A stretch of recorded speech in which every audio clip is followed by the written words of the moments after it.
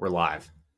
Okay, so I was kind of like just chilling last night, and I got a text from my dad, and I'm like, okay, what is my dad gonna say? Okay, his dad is like 77 years old, by the way. He is like the I oldest you can be and still be a boomer. yes, and I open my phone. I see, have you seen Skibbity Biden as a text, and I see a picture of Skibbity Biden that he screenshotted. I really didn't I didn't know what to say, so I just said yes, Dad. It's an online joke. And then he said, "Should I try to find Skibbity Biden?" And I I don't know what happened after that. I said yes, and I don't know if he found it, but I don't know our content. I mean, I think whoever made Skibbity Biden was some intern on the Colbert Report who's kind of in our space. He's in our sphere here, and I think it's kind of our content. So I guess I'm happy that our kind of stuff is reaching my dad. When your dad was born, Joseph Stalin was Was a lot. chairman of the Soviet Union. He was alive, and he was also like still healthy. Like it wasn't like he was about to die, because he think he died in 1953 or something. So yeah, like my dad is old man Witherspoon. So Anyway, welcome to the Knights of Descent show, episode 15. I'm John. And I'm Rats. And today we have Ryan Turnipseed on. How's it going, Ryan? It's going very well. How are you guys? You know, I'm pretty It's going gemmy. great. It's going I could be better. I watched the content we're going to review today, and it definitely put some bad thoughts in my head. But other than that, I'm very healthy and happy at the moment. You're giving me flashbacks to the integralism stream that we did, where I watched. Oh no, you did as well. We both watched everything before time, and we were both gazing into the abyss by the end of it. Yeah. So I just want to start out with a gemstone here from Twitter.com. This is from Lisa Cooper. Looking at all of the data, there should be an abundance of single late 20 to early 30-something conservative Christian men. Where are you all, and why won't you date my single friends? Well, gentlemen, what are we waiting for? What have we? Why don't we step up? I don't know. I just don't know what to say. Why aren't these conservative man babies not manning up? Yeah, no, true. Could it be that there's something that's changed in, I don't know, the past 20 years about, human intersexual dynamics that might have an effect on that? I mean, we're just not going to talk about the fact that this Lutheran or conservative Christian generation, I guess she's talking a bit more broadly, might not be, say, of the same quantity of previous Christian conservative generations, perhaps due to the effects of other societal forces. Where we're just going to skip over that and get straight to the intersexual dynamics. And probably that would be to their benefit if we were to skip over that, since they're very soft on those issues. But that's not quite why we're here to discuss. Yeah. No, but also, like, why should they be expected to? I mean, why should a man?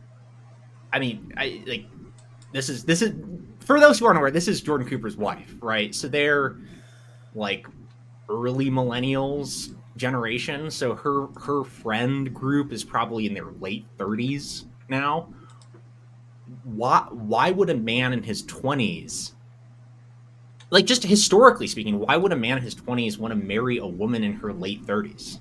Well, I mean, you have to ask the question: why is a quote unquote trad Lutheran woman in her 30s unmarried? What happened here? What is the catch? Yeah, she went through her entire decade of being 20 to 29 years old and didn't get married. Why? And I think it's pretty obvious. She was a normal girl. She probably went to college, and then she,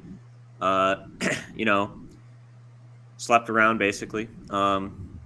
Ruined whatever purity she had, and then got some corporate job, or lived independently, and then in her mid-30s realized, my biological clock is reaching its end, and I gotta man up now with some guy at a Lutheran church or whatever.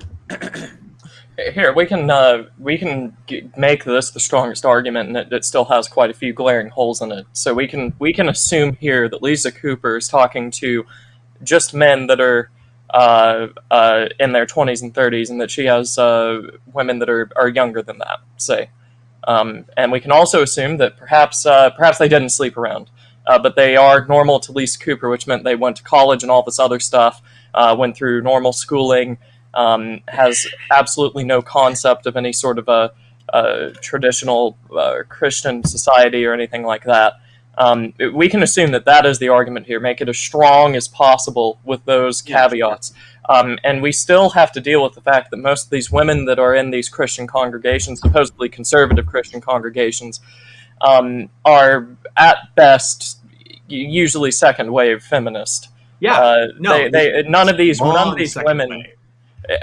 And none of these women in these congregations will, except for like a few in the single digits, will have anything preached to them that looks even somewhat near what Christian society looked like 80 years ago. Yeah. It's going to be telling them to get an education, get a degree, make sure that you buy all of this nonsense about the proper place of women that they teach, which is not actually about utilizing, say, the natural law functions of a woman or anything like that. It's about basically becoming a counterfeit man. About being productive in an office or something like that. So why wouldn't all of these trad Christian young men who are single date these single women from these church communities? Maybe it has something to do with the fact that they don't want a very modern woman. Yeah. Well, it's also just, I mean, to get to the natural law point, and I'm going to play extended clips from the stream Cooper, her husband and Trent Horn did. What is the purpose of marriage? Because, I mean, just reading through the liturgical tradition of Western churches, right? The Anglican tradition, right? It's read out at the service of marriage what the purpose of marriage is. It's number one, to produce children, right? Number two, to prevent sexual sin. Number three, mutual society and comfort, which in the cultural context referred especially to old age, right? That's the purpose of marriage. I mean, that's in Luther's catechism. I would have pulled up the Lutheran Divine Service marriage scripts, but CPH has it behind a paywall. Yeah, it's the same with the Catholic Mass in the Tridentine Rite as well. Yeah, and these women view marriage as like a fairy tale, where the man has to be perfect in every single way, and yada yada yada. And if he fails in that, then the marriage is a failure. Even if you have children, if the husband is a bad friend, conservative. Yeah, exactly. If the husband is a bad friend, he's by necessity a bad husband. And these are the types of like pseudo trads or pseudo tradcons or whatever else that will talk about how the romantic ideal that came out of the last 2 centuries is not what marriage is about. But nonetheless, they will absolutely not fault someone for, say, not marrying because they didn't find a good friend or a good partner in that person. This thing that's completely estranged from the concept of marriage. Not a good. They weren't looking for a good caretaker, someone that they were experiencing lust with, fulfilling the whole part of shielding us from sexual sin or whatever else. They will look for these extra categories that have nothing to do with marriage, and none of these traditional conservatives, so-called, will fault them for it. And moreover, I was just going to say very quickly, moreover, whenever we are talking about all of this, that whole for having children thing will never get brought up. If a man were to actually not marry a woman because that woman wouldn't provide, or is defiant or stubborn in providing that man the offspring that he wants, these people would absolutely fault them at the drop of a hat, even though that is an actual reason for marriage, not finding a friend or a partner or whatever. It is the number one. I mean, it was in every liturgical tradition in the West, that is always stated as the number one reason for marriage. And it's in the Bible as the purpose, the first commandment given to human beings. It's live together as great friends. It's you have to be fruitful and multiply. It is literally the first commandment given. Yeah, I mean it's in every religion. I mean every religion in the world that has a marriage ceremony, the point of the institution of marriage is children primarily. I mean, I like marriage is not like a friendship contract like in Rapunzel or something.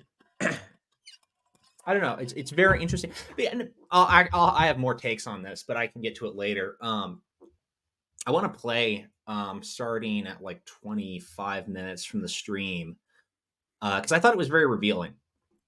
Now, like the first 25 minutes of this are talking about like Andrew Tate, and I have no interest in defending Andrew Tate's opinions at all. But they're talking about here like selflessness in marriage and the sort of correct view in their view that we should have. So just tell me, just yell out pause when you want me to pause and make a take. Talking about happiness, this is something that is long term, at least in the way that like the classical philosophers spoke about happiness. They're talking about the happy life, the overall, what gives me a good life, what brings me overall delight and joy in the long term. We can't just be thinking about this kind of momentary thing. And when you focus on pleasure, I think, rather than happiness, what happens is that you end up using other people for the purpose of your own feeling, right? So I'm going to use somebody, sexually, and that's going to bring me some kind of instantaneous pleasure. What you're not doing is any kind of self-giving for the other person. And it's really in that self-giving that you find true joy. And that's the beauty of marriage. And Here, pause for a second. This is a completely foreign concept to any idea of marriage. This mutual submission is what he's getting very close to. This idea that either side is supposed to submit to each other in anywhere near the same way that we use the same word for it, submission. This is that you're going to be happy because you're giving more to the other person, and that's the root cause of the happiness. This it sounds classical, sounds traditional, but you're not going to find that anywhere, especially in Western history. Certainly not from the Reformation, the great reformers that Luther claims to hold heritage with. It's a foreign idea entirely. It's as if perhaps joy comes from something more divine, omnipotent, maybe deific, and not from this I give more to other person and therefore I feel warm fuzzies idea. Yeah, I mean, Paul like addresses this. Like he said, that's why he has that the sort of it's not a dialogue, but he has the discussion about celibacy when he says, yeah, I mean, when a person is in a marriage because they are having to like think for their spouse, there is a limiting spiritual factor there, right? There is something where you can't experience the joy I have. Now, obviously, Paul is in a unique state, right? Because he has no desire to be married.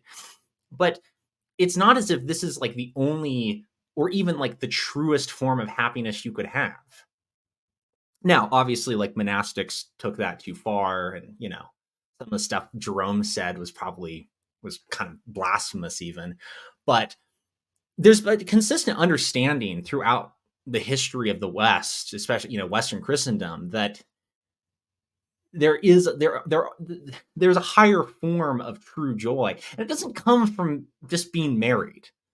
It's something more metaphysical. But anyway, just to kind of like give the audience a better perspective than this one. I would just say, where he's wrong here is that it's like in his words, there's kind of like an underpinning of like an equal give and take in the marriage. And that's really kind of a big flaw in what he's trying to say, because obviously, in a traditional Christian marriage, the wife is basically, a ward of the husband, and is, subservient to him in many respects that today are just considered socially unacceptable. And to me, that is quite obviously a better way to form a marriage than this kind of, meme idea of the give and take. Oh, we make exactly equal sacrifices and, nonsense like that. Well, they would claim it's gift and gift, but that equalizes the functions of the two parties in a marriage. It's not that the husband is supposed to defend and support his wife, and his wife is therefore supposed to keep domestic tranquility and provide offspring and progeny and anything like that. It's that they're both supposed to. It equalizes things in both of them. They're supposed to give to each other.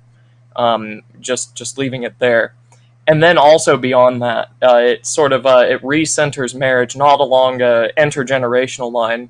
Like you can now you're now independent enough to produce your own household, so that you can support those that came before you as they go into old age, but also provide it new generations. It recenters it around the current generation, generation one, starting with you. It makes it about your happiness and all this other stuff, as if once again, as if happiness has anything to do with marriage here. That's not in the right necessarily. Happiness is not a prerequisite or a cause for marriage. It's the fruit, not the root. I don't know who came up with that term, fruit, not the root, but I think it's very applicable here. Yeah, so that's where I would stop. You know, my wife and I, you know, certainly we've had, you know, fights and things like that, but you know, overall, I could say that the happiness of my life is exponentially increased in the long term, you know, because of her in so many ways. And I think a lot of that is that self-giving, the fact that when I make decisions, and this is a hard thing to do, but when I make decisions, I don't get to just think about me, right? I don't get to just think about what's going to feel good for me. I have to think about the well-being of my wife and my kids above everything else. And I think, oh, sorry, go ahead, Jordan. Yeah, go ahead. Well, I was just going to say that self-giving, I think you're right, that's what leads a lot of men down. You know, the denial and the failure to understand that, I think, comes from the mindset in the red pill community. And frankly, I think a lot of men get red pilled and black pilled because they have this mindset. They look at women, but even really other people in general, but they look at women with an attitude of, how can I extract value from this woman? They see women only as, okay, how do I extract value from her? How do I get her to like me? How do I get her to have sex with me? So men who are quote unquote blue pilled, they already have a disordered view when they want to just be, if I was really, really, really nice to her and I'm her best friend and I do everything she asks for and I'm always there for her, maybe one day she'll date me and go out with me. Well, you're not. Here, can we pause for a second? Oh, yeah. So this is we discussed this at length, John, on my own channel, but this is a fundamental misunderstanding once again of what any of this stuff is about. It's not about it doesn't have a value prescription. You must do this with the things we have told you, as if it's some sort of religious cult or whatever. It's this is how things work. That's why all of this old archival blogs now from however many years ago, since this is like a generational resurgence. It's very weird. We have this this you know, a bunch of Xers and then that milieu being red pillars, that the sort of like starting generation. Then suddenly there's a lot of say Zoomers or whatever that have come across it due to rather unsavory political figures. But all of that old Xer stuff at the start of these ideas has absolutely no commentary for any of the good parts that have been remembered, saying you must then go do this, as if they tell you what to do. In fact, the vast majority of them explicitly say, I'm not going to tell you how to live your life, in a much more liberal fashion than I would be comfortable with. What they do say is, you know, I tried this in my marriage and it did not work. So if you do not want to end up as a divorcee, with having to pay child support and whatever else, follow these ideas. That's what it's about. Human nature is predictable to the point where you can do things and have consistent results. This shouldn't be surprising to anyone, but yeah, there's no necessary prescriptive application here, right? I mean, people have taken this kind of red pill content, right, and used it to form like very traditional Christian marriages. And some of them have used it to go cheat on their wives and be like serial polygamists. It's what you do with this information is really up to you, and it's your moral responsibility, but it does work. And if it didn't work, it wouldn't exist. Right, and we don't see these people calling for bans on the study of like sociology or whatever because it's been used for evil before. Especially because half of these great traditional conservative academics really love sociology because it allows them to libel the people to their right. But they would never call for a complete and utter condemnation of sociology because some people misuse it and it's had some very unsavory figures. They will, however, do this with intersexual dynamic studies. I also think it's very interesting that he seems to be very critical of this idea that men go into, go seek out women with the idea of what can I get out of them. But I mean, yeah, they obviously they do. That's the normal, like women are able to produce children, and if you're a normal, healthy man, you want that. No, this is again just literal fairy tale thinking. Like you turn relationships, which 99% of marriages for the past 5,000 years have been a transactional agreement between two individuals to generate children and generate a family. You take that and you turn it into a fairy tale, and you make it into this like emotional true love Or almost like structure a that kind of almost like that romantic Pelagianism, where you're like saving each other. yeah By like that's that's why people get married in the first place, and that's of course absurd. Well, I just don't like, people have forgotten like these were fairy tales for a reason. I mean, it almost never happens. Like it was extremely rare. True love or whatever is exceptionally rare. Anyway, giving, because you're being manipulative. Now you're being manipulative in a very unmasculine, needy, nerdy sort of way that red pillars rightly critique. That you're trying to manipulate this woman just in the least successful way possible. So they have an extracting value model towards women. So a lot of those blue-pilled men, then they never believe really in self-give. They don't value women for just being women. Hey, I could be friends, or we could date if it works out. If it doesn't work out, it doesn't matter. It's fine. But then when it doesn't work out, they go red pill, saying, oh, what I needed to do was to be alpha male, and I have to neg you, and I have to use all these pickup tricks. Okay, and I have pause. To do this, and I have Pause. to Like none of this addiction shows up in any of the older stuff. Everything this guy just said. This is this is a complete anachronism. It's like we're reading back our condemnations back onto older sources that predate any of this quite extraordinarily.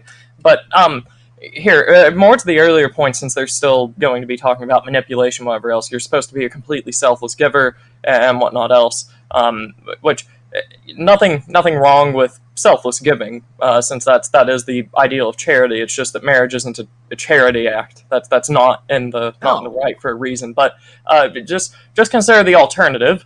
You're not supposed to marry or date someone for some sort of benefit. For yourself. You're supposed to date or marry someone for their benefit. So that would then mean that the ideal Christian man would marry a woman that is completely unable to provide anything of value to a household. So the ideal Christian man must then not take into consideration a woman's fertility, the ability to bear children. He can't have a concept of wanting a further generation with this woman, because that would be expecting her to give him something. He can't take into account, say, a woman's finances, whether the woman has savings or debt or anything else that could impact this man, the potential formation of a family. He cannot consider that because now he's considering what this woman can possibly do to benefit him and his family. That's not allowed now in this idealized Christian marriage that they're talking about. That's not how this works. That's not how it's supposed to work. This is it's beyond fantasy. This is idiocy. I mean, that is like the purest form of hypergamy you could have. Really. max and game max, and I do this and that. So the problem is then they have the extracting value mindset, and then they get black pilled when they think, you know what, I have the extracting value mindset, but women, it's impossible for me to extract value from them because of who I am. So I'm just going to be cold and bitter about it. When the entire thing you have to change is just this idea of life. Because if you look at that towards women, you're going to look at that way towards everybody. And if you treat wrong, that's actually not correct. And if you impose your view of women on men, that's very unhealthy. It's also just unchristian and just flies in the face of all natural law. I No, I do can't. not view women in the same way that I view men at a very fundamental level. This guy just revealed very egalitarian priors. What could he have meant by this? Like that's a if you treat one person this way, you're going to treat everyone this way, as if everyone is an ethical egalitarian or a practical egalitarian. This is a what could he have meant by this? Everybody Mhm. as how do I extract value from this person? People Yeah. are going to figure it out and not want to be around you. But when your life is about a genuine self gift to others, paradoxically, other people will want to be a gift of themselves to you. No, that's you're So muted. Hold on, Rats, you're muted. Until he unmutes real quick here, Yeah. like this idea that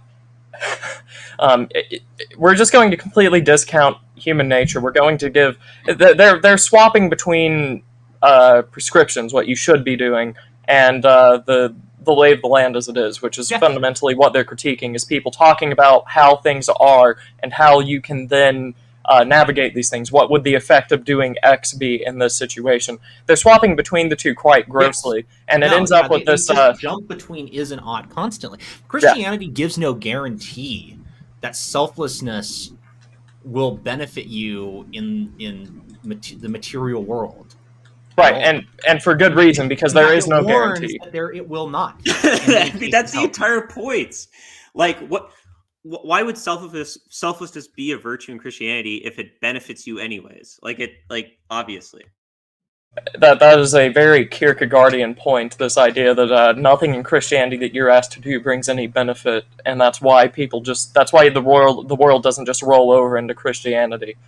This is and that's not just Kierkegaard. Like the guy that the first president of the Lutheran Church Missouri Synod, he has multiple prayers about this, that trials and unbelievers are spread in the midst of the congregations that we can see, so that we know who the true believers will be upon judgment. Basically, if Christianity was just a matter of aesthetics and on being on a baptismal registry or whatever else, then every single person would be a Christian without any adherence towards it whatsoever, without any faith. That is. So that's a very Kierkegaardian point here. This whole idea that it can't be that any of these selflessness virtues have any reward, at least by necessity, just because that denigrates them as a virtue. I mean, just thinking about this practically, right? If I say I have a wife and I wish the best for her. I want her to have a fulfilling life. I want her to feel valued as a woman, right? In every way, right? As a mother, as a wife in the sort of conjugal sense, right? As a sort of matron of the house, right? And I really will that for her. I really want her to have the best life possible. How am I going to behave? How am I going to act with her? Right? I mean, really, am I going to? If I want to do that, I mean, is it wrong for me to use these kinds of techniques? Right? They do seem to work. Well, they work, and you're what really bothers me is it's like he's he's implying that women what the red pill literally does is it just makes you a higher value man on a physical level, and then gives you psychological tools to help you understand and manage a relationship properly.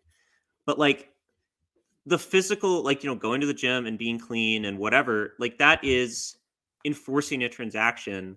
And that is, I mean, basically that's giving. I mean, as he's so, he's so obsessed with the idea of giving something and being, a transactional relationship. Well, I mean, to women, being muscular and being a patriarchal man is giving something to them. It's giving them what they need to be happy. And just one final note here. This sounds if it sounds familiar to anyone, you need to give to others selflessly because then you'll get benefit and they'll give back to you. It's the same management or psychological concept of givers and takers that you might find in a business school or something. This isn't Christianity or Christian ethics or natural law or whatever else. This is very modern psychology. People will like you more if you give to them, and then they'll give to you. So this is in your best interest to give to people. Because they see you as a genuine and good person. That's what these guys are failing to see.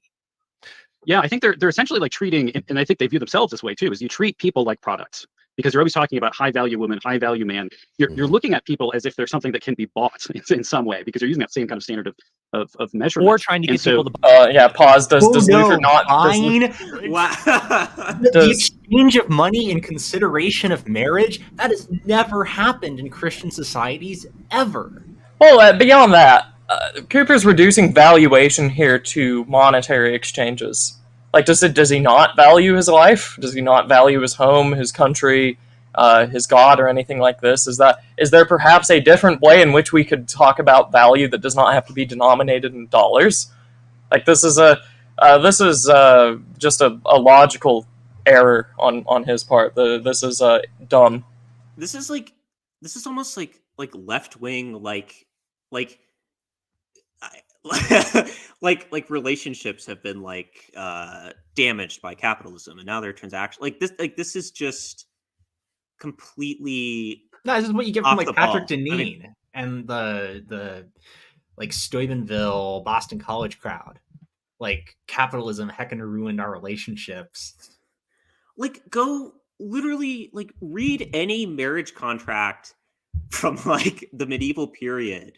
Like, what does it say? Like, Hans Hoffendorf married Mary Schoppendorf for 50 goats and blah blah blah blah blah. Like these, it was transactional for literally thousands of years. It's just absurd. Yeah, and suddenly we find out once again the Tradcons do have a very romanticized modern ideal of marriage. They're just not going to talk about that because they want to.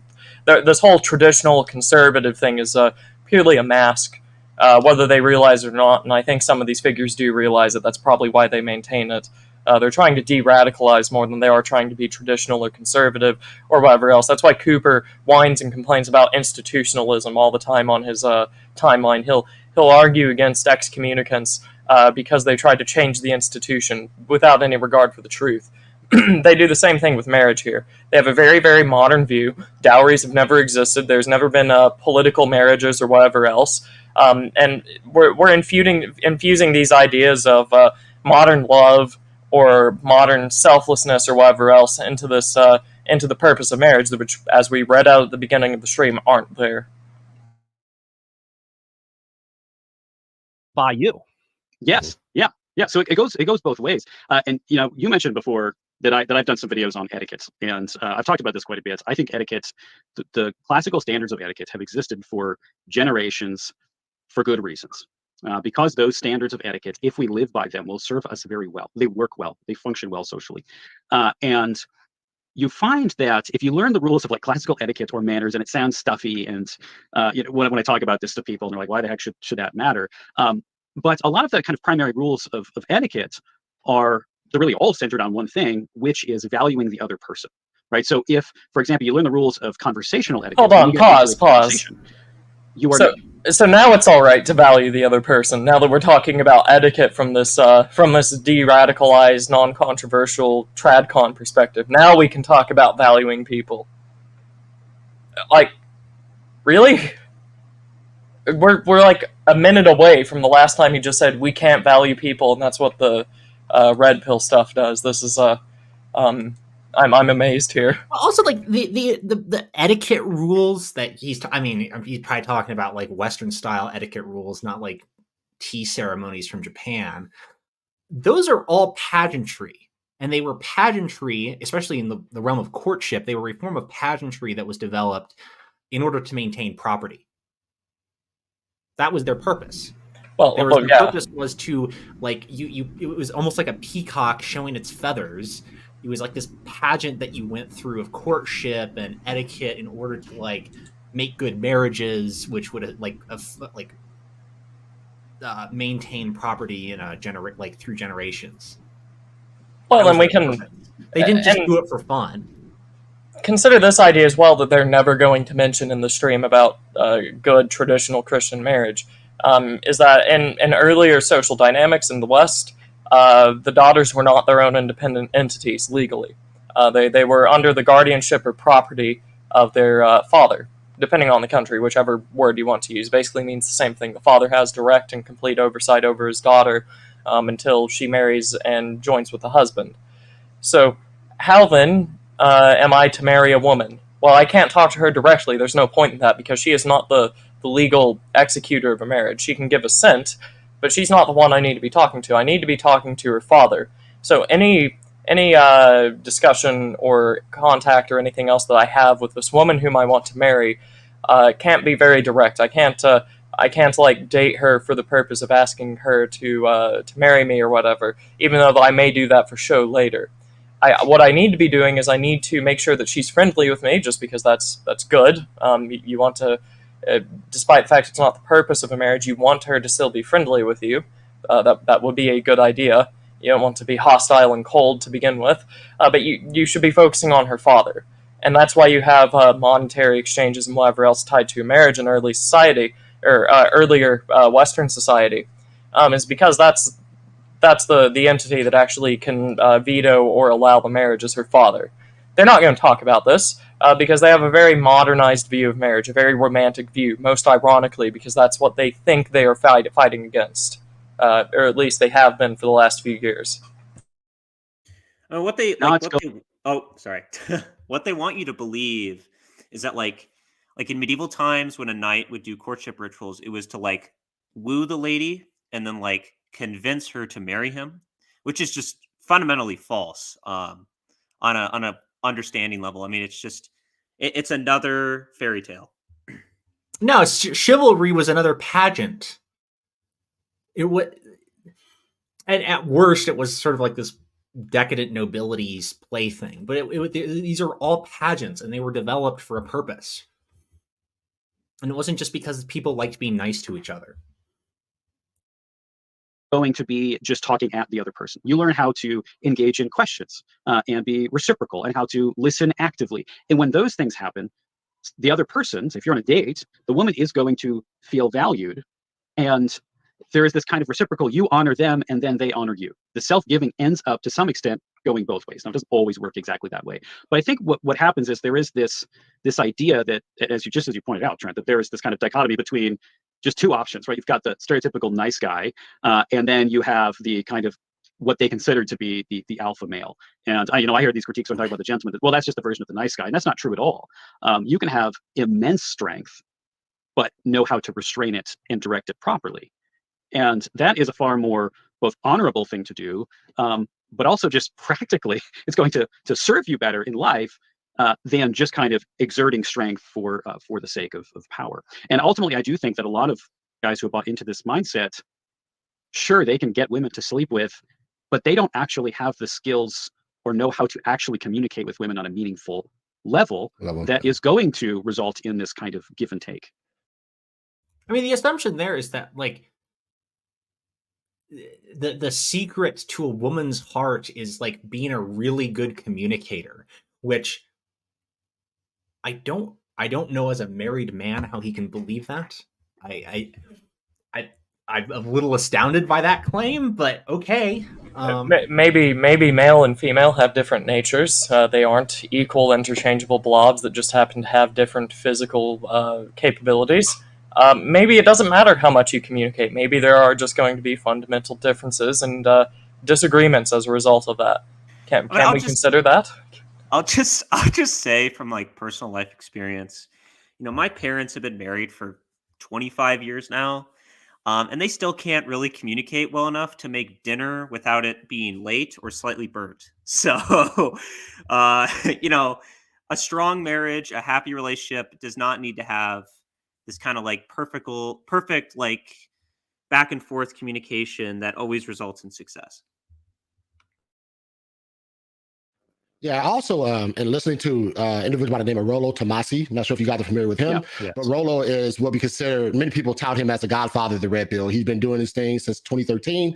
So he's been doing it quite some time. He's released a book called The Rational Male, and he has other volumes, I guess, other books that are associated with the work he's done in The Rational Male. And so, and interacting with Rollo's content on YouTube and a little bit reading some of his content, he seems to put a high emphasis on like almost like evolutionary concepts, how woman is, biologically, and so I think and he puts a lot of emphasis on this, he does a lot of time in psychoanalyzing females and pointing out the evolutionary aspects of the female, the person, it's herself.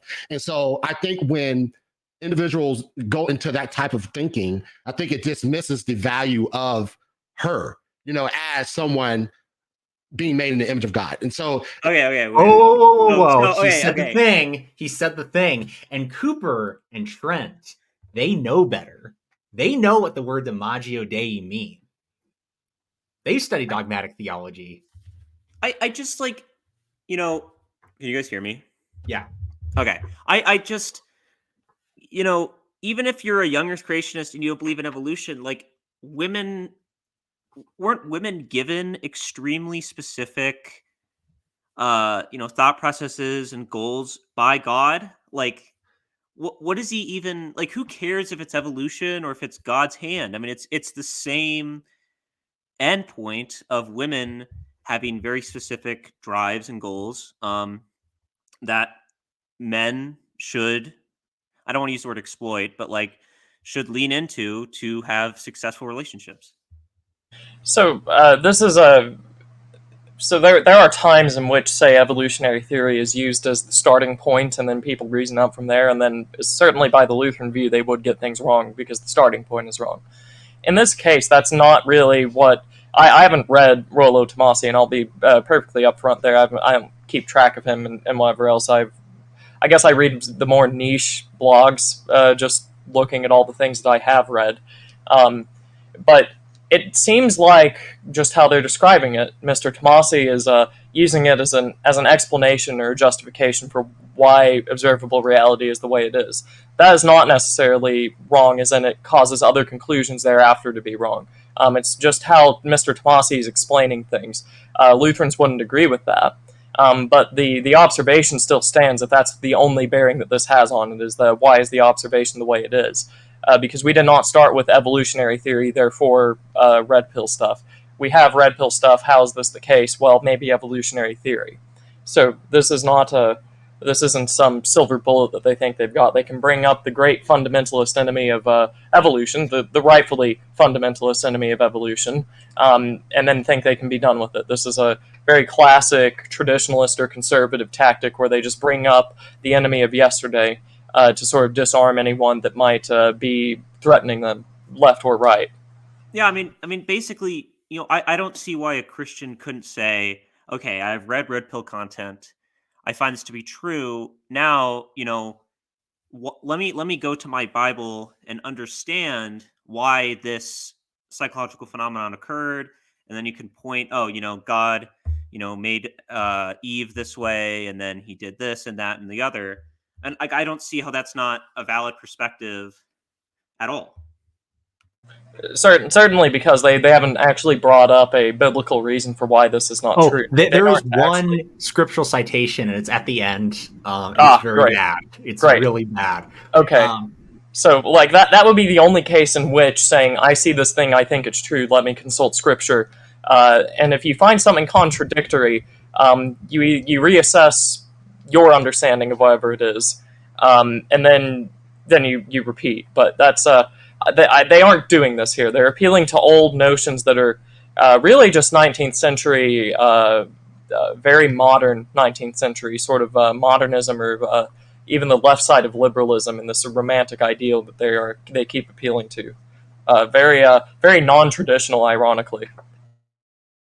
It dismisses that, and it paints this fraud picture of, well, like you guys said, I'm going to just extract her for the value I can get out of her, instead of valuing her and honoring her as someone who is made in the image of God. And this is why I think the red pill is extremely dangerous, right? Obviously, there are some aspects that the red pill is like, yes, yeah, you should work out. Yeah, you should have confidence. Yeah, yeah, sure. But I think if we look at the eagle eye view of red pill, I think from that aspect, I think it's damaging. I think it's extremely dangerous because especially when Christians adopt this philosophy. Because if they are adopting this philosophy, now they're not looking at the women with how God would desire them to look at the women. They're looking at the woman. How would God desire you look at the woman? As like your friend, obviously. Yeah. Okay. So. Yeah, I remember when Solomon wrote about that at length. You're supposed to look at women as your friends. That's what his reign is renowned for. It's what the Song of Solomon is renowned for. Yeah, Paul in 1 Corinthians talks about the importance of viewing your wife as your best friend.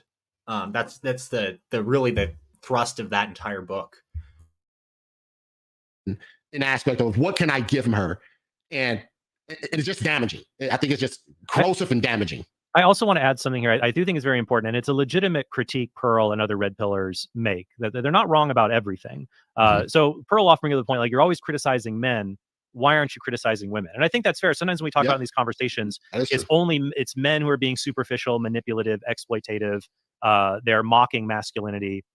But I think many times men feel driven to do this as red pillars because they want to engage women, and they want to engage women who are attractive, who themselves exploit men, are superficial. Okay, so pause. Yeah, maybe it's... Yeah, sorry, go ahead. The idea that this whole thing of why aren't you criticizing the women as well is because you want to... you're trying to get a woman that does the same thing. This is Freudian. This doesn't even merit the title of a misunderstanding or a lie. This is just Freudian nonsense. Perhaps, maybe men are asking, or these other women that have larger platforms, why don't you critique women more? Maybe they're asking you guys to do that because, I don't know, maybe a lot of our problems are caused by just letting those things go under the rug. It doesn't even make sense from like a game theory perspective. Like, so let's just imagine like a two-way matrix of like hot and unattractive women and like manipulative and kind-hearted women, and that's like a two-way table that we can make. Why would it make any sense to go for the attractive, manipulative ones unless there's very few or none in the attractive, good-hearted box? It would not make any sense.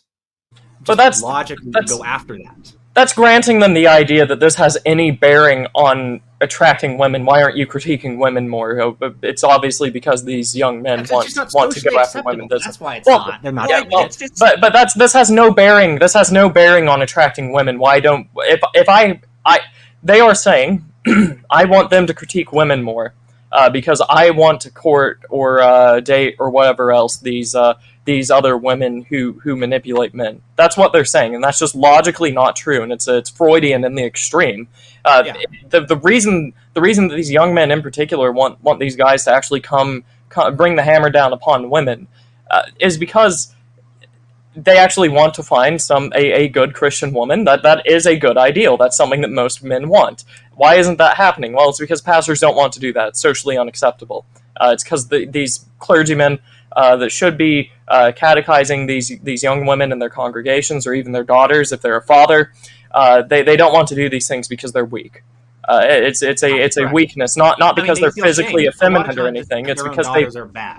That their own daughters behave horribly. Sure, but like this, it's a weakness because they don't want to look weird in the world's eyes. They don't want to be the crazy father who tells their daughters, actually, maybe you shouldn't go to this college half the country away on your own. Maybe that's not the best idea for you, your soul, and your development. Maybe it's not the best idea to finding a good husband. They don't want to be looked on as weird. They want to send their daughters to the university because it's a status symbol. I have daughters that have gone to university. This is that might be why men want these clergy in particular to critique women in any regard whatsoever. Or it could also be, real quick, and this is where I'll finish, it could also be that people just don't like a double standard. Most people hate a double standard. Maybe that is also another explanation why. That's just a natural human fact. And this is something that like women have candidly told me a lot, to the point where there's no conspiracy of women to say this. I think it's an actual genuine sentiment that they feel like like their own fathers, you know, in these Christian girls, their own fathers are like pressuring them to go off and get educated when they would just prefer to have a family. Well, Lutherans do this all the time, because Lutherans take this really warped view that Martin Luther liked education for people. And they take that to mean, well, Martin Luther would endorse our university system and sending our children half the country away, the European equivalent of half a continent away, to get some sort of degree, completely unsupervised, without any sort of regard for their soul or anything else. Martin Luther would apparently support that because he just likes education. This is it's a very a very false idea of a Lutheran heritage. That's what the Lutheran side is. That's why they pressure their daughters to do these things. You know, men will say, like, I can't get anywhere with these women. I have to use all of these exploitative tactics. No, I think that both men and women, it's like both of them have to stand down in the arms race of superficiality. So, these men will criticize women saying, "Oh, they're hypergamous." Okay. What does that just mean? Well, pause. these women. I just want to say, like, very, very quickly, like, I don't. Why would I criticize women directly if I'm not an authority figure in their lives? Like what he's kind of like implying is that like women go to the marketplace of ideas and then they like pick things that are like true. Like this is just not how women operate at all. like like his rank equality is really showing with this entire discussion. Want to date men in the upper echelons of attractiveness. Well, everybody wants to do this. What does that mean? Well, I think that both men and women, it's like both of them have to stand down in the arms race of superficiality. So, these men will criticize women saying, "Oh, they're hypergamous." What does that mean? Well, these women want to date men in the upper echelons of attractiveness. Well, everybody wants to do that. That's not related to women. Everybody. Okay, pause.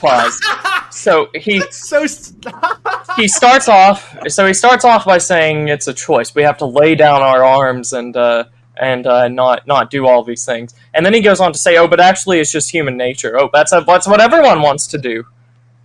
Yes, that means that a man wanting to find an attractive wife is hypergamy. That's the same. That's exactly the same thing, Ryan. Didn't you know that? I mean, I do wonder if they've actually ever read any of the stuff they claim to. I think they've just watched like videos from like Tate or Pearl or these other counterfeits that claim the mantle of this philosophy. Just because they're speaking about this as if it's like an attraction and lust thing. They're trying to fit it into this very modern clerical lens when it just doesn't fit into there. They have no regard for social status or any of these other things that women look for, and that's very apparent here.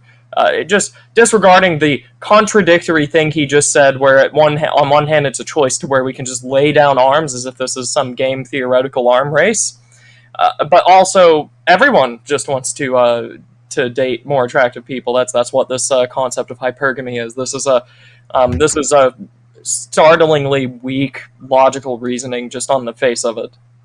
Just not what that word means, and that's not like it's just context denial.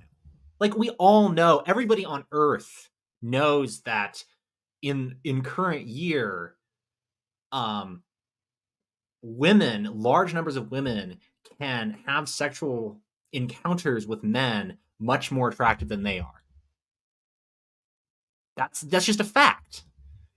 Yes, I mean, especially with modern online dating and hookup culture. I mean, it's just if you're a 5 out of 10 women, you can go sleep with an 8 out of 10 man, no problem. Like it could just happen because of like obvious like sexual selection 101 facts. I mean, men like animal kingdom facts. Men can sleep with hundreds of women and spread their genetic line very, very quickly. And on a like fundamental level, that applies to our society and how men view female relations, while women cannot do that. It's just mind-boggling. I don't even know. It's like it is context denial of the highest degree. I mean, it's also just implying that like our entire society, how women approach it today, just sets up half, if not more than half of men for failure when women can make 80 to 100% what a man makes financially. And, is taught in universities that, they are these equal partners in a financial relationship. And that, what marriage is supposed to be is this magic fairy tale and not a transaction, a transaction between two people, for, the production of children. Who's more successful, more attractive, who's better value than they are. Everyone does that, but there are women who do that and women who don't do that. So Right, but there's a lot more women that can do that than men. That's why if you look at Gen Z, twice as many men claim to be single as women. Right. Now, does that mean those women aren't actually in relationships, by the way? They think they are, but they're not, because they're, maybe they're having, sex once a week with some guy, right? Who's probably has 3 other women. It's just astounding to me. I mean, it would seem like there'd be some kind of like Christian take on this, but I guess not. I guess that's just normal. We all want like attractive mates and spouses. So yes, like if you that's got teleported to a medieval village in like 1200 AD, what you would have found is that like the town Chad has like 3 like hookup girls, and then half of the men are just unmarried. This is how Christian relationships are supposed to play out. Well, just regarding this, everyone saw the chart that was making the rounds this week about the proportions of different degrees, people obtaining different degrees by sexuality, or by sex rather. So men and women make up anywhere between like 60 to like what was the highest one, like 75% of each of these cohorts attaining some sort of academic degree. And these conservatives are going to look at it, and they're not going to say, maybe there's something wrong here. Maybe things are perhaps tipped in other people's favor. Maybe there's an underlying issue here. Is that maybe men have given up. Maybe they're being forced out. Something like that. Or maybe we've been pressuring women to go into this thing when we really shouldn't. Maybe men should be here. Maybe this is where men should be and not women. They're not going to say that. The response to this is just to get more men into the university system. This is these traditional conservatives who are definitely Christian, definitely opposed to the world guys, we promise. They're going to look at that chart that everyone has seen, and they're going to say, well, we just need to get more men to the university system. And the thing that's going to be on their minds isn't anything to do with the men. It's going to be, well, what are we going to do about all these women that are getting these degrees and aren't going to want to marry down? They implicitly recognize this. That's going to be their main concerns. We need to get more men into the university system as it is, so that these women have a man. Very matriarchal. That's how they're going to look at this. Yeah. I'll play a little more of this, then I'll skip ahead to the. I don't care about Rula Tomasi or Pearl Dave. I don't care about either of these people. So, like I would say to men don't treat women superficially and only use these manipulative tactics to try to get the upper echelon of women wherever you want. But the same is true for women. Let's say, well, there are no good guys out there. Okay, but what about this guy who is a good guy? He's 2 inches shorter than you, and you won't. But when are they saying that? It's not at the same time as men are saying that, is it? Yes, because that woman could hop on Tinder whenever she wants and sleep with an 8, like whenever she wants, and then she can like project this like mythical idea that she's in a relationship with him. Give him a chance, or he doesn't make 6 figures. He makes high 5 figures, and that's not what you want. So I do think they make a point, but the point is not that women are superficial and exploitative, so men ought to do that too, so they can be even at the game. No, we all have to take a step back and start standing down. Mm-hmm. Certainly. Yeah, I think that's a good point. And it's true. You see all those street interviews that people do, especially on like college campuses, when they ask these women, what's the how tall does a man have to be for you to date him? How much money does he have to make? And there is that online. You get that like calculator that tells you like what percentage of men actually meet whatever criteria you have, and it's like 0.5% of the population that meets that criteria. So this clearly is an issue all the way around. That there are absolutely women who have ridiculous standards for men as well. And yeah, women can be insanely manipulative and abusive. and so can men. It just comes out in very different ways. And I Wow. think that we So hold ultimately have on. to. So are we going to address that and dedicate 4-hour streams or 1-hour streams or whatever this is to that topic and talk about that issue, since now they've acknowledged that that's also an issue? Or are we just going to keep carrying on against the men? Maybe that might provide a kernel of an answer to their earlier question: why do men want us to address the women? Like, this is a I don't think any of these people have the capacity for introspection, just having listened to this as far as we've gotten. You guys chat for a bit. I'm going to be right back. Sure. So, like, I'm amazed at the lack of, like, self inspection. That, oh yeah, this is a problem as well on this other side. Maybe even in the same capacity or worse. It's just different. But we're not going to address that. This is hilarious. Well, just imagine, I really think like a useful example of what they could be doing is like a 90-minute live stream about how you need to get your daughter, Christian men, get your daughters off social media. Because, why do women have these insane standards? They have these insane standards because, if they're even averagely attractive, they can go on the internet, set up a profile and meet men like that for, one, like, short-term encounters whenever they want. And why can they do that? Because they can go on social media, and their fathers, even if they were like these good Christian men, just let them do that. Gave them absolutely no warning or enforced any restrictions on that, and they just let it go, and that caused this problem. But no, what we need to do instead is we need to have live streams about how you have to be a woman's best friend and just accept all of these extremely damaging themes and problems in our society. Right, and so this is an interesting thing, and every single person has heard this, so I feel confident speaking to it.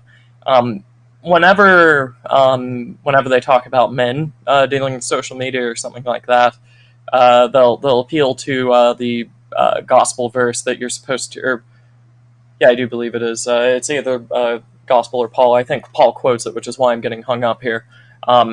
You're supposed to cut off your eye lest it cause you to sin. Yeah, the gospel verse about that.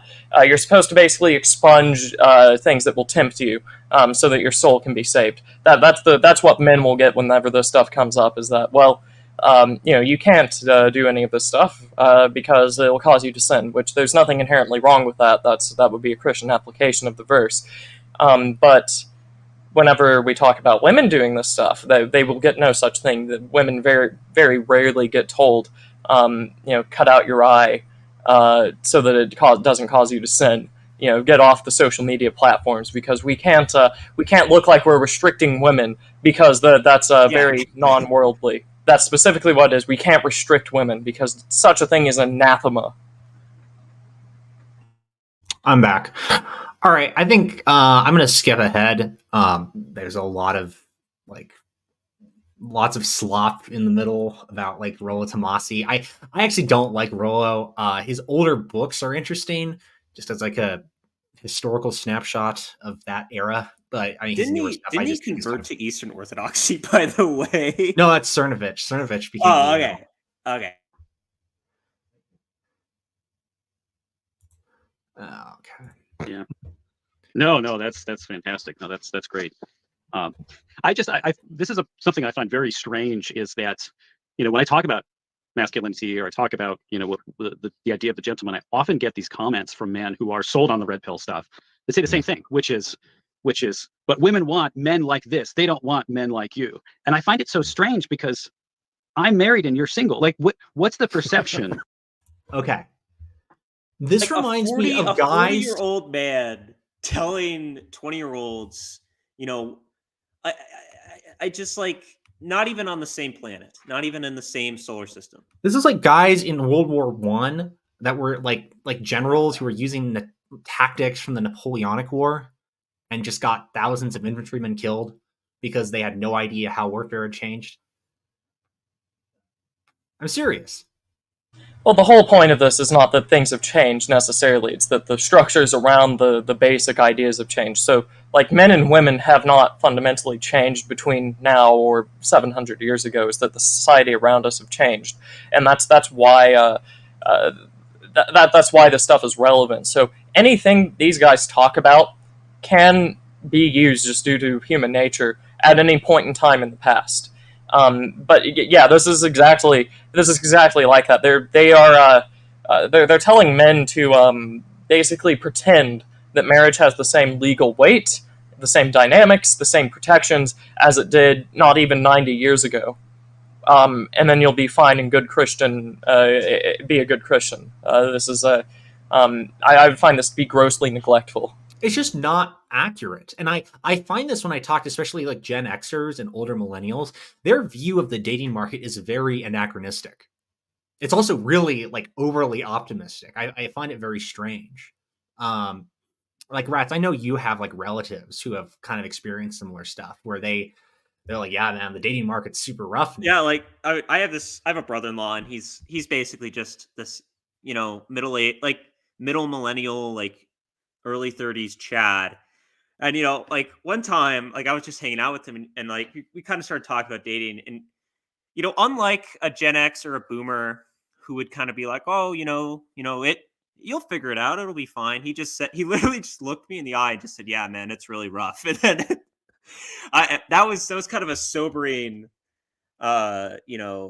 confirmation that it really is bad.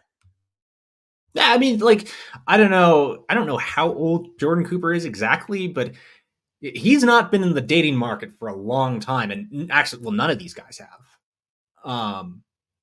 I'm guessing it wasn't quite the same. I'm guessing most of these guys got married before the iPhone was ubiquitous. Yes.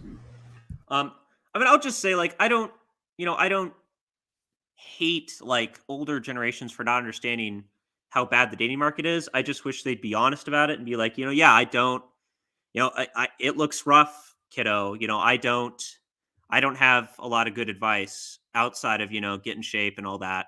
But I'm not going to offer like deep insight into this social institution that I haven't experienced in 20 years. That these guys have. It's so like, because what they do is I've seen them, they go after, and Trent, I know obviously I'll go after you with, the Pearl discussion. And I've seen them all go after like Michael Knowles, or it's like any man who actually successfully got a woman and has a happy marriage. They talk to them like, you don't know how to get women, but I do, but they're single and complain about they can't get women. It's such a like. So this is something that I would like to talk about. Is just because someone is married does not mean that they actually know what's going on or that they are responsible for that marriage, because they were just really good at holding a woman or something. This is like me lucking into something potentially. Not saying that that's what any of these guys did, but this is the same logic applied. Say that I found like $20 on the side of a road or whatever. I picked it up, and now I'm saying I earned $20. That's the leap of logic that we're using here. Just because people are married and are against this philosophy does not mean that the philosophy is itself wrong, because there are people that are married that did not use this philosophy in their marriage. Nor does it actually mean that their marriage is in any way safe or stable. That's not guaranteed either. That when you actually get down to the brass tacks and get into the story of how they met their spouse, it's almost laughable. Like it's just like, I just got one day.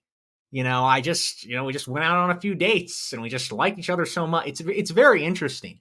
I don't ever hear like, yeah, there was like this really hard social dynamic, and man, it took years and years of like navigating the waters, and I finally got one. I don't really hear that. If I did hear that, I'd be like, well, maybe you have good advice. Maybe you kind of understand what it's like today. But I don't get that. I get very, it's interesting because if you ever read like through most periods of Western history, it's almost like marriage is something that happened to people. Like, especially if in the Reformation era, like the assumption was that like monasticism was something you had to choose really intentionally, because otherwise marriage would just sort of happen to you. Right, and that's because most people did not organize their own marriages. Correct. So yeah, it would happen to you by exogenous forces outside of that person. Even if you were a man and you had a lot more agency. it was just kind of assumed that, yeah, it just happened to you. Right, and once again, we're not going to talk about that because that's reactionary and old-fashioned. It's not what our society should be because these people are fundamentally egalitarian. And here's the thing, like I'll even see some of these people, they'll say like, oh, here's this dating coach that I follow. And here he is in a video with clearly a drunken, floozy woman that they're ridiculing as if like the women like these dating coaches pick up and they show in these videos, like these guys would not be proud of like saying this is my girlfriend. Whereas with us, like for me to say no, like, yeah, it's hilarious to like, you guys don't know anything about women. Like we're all married.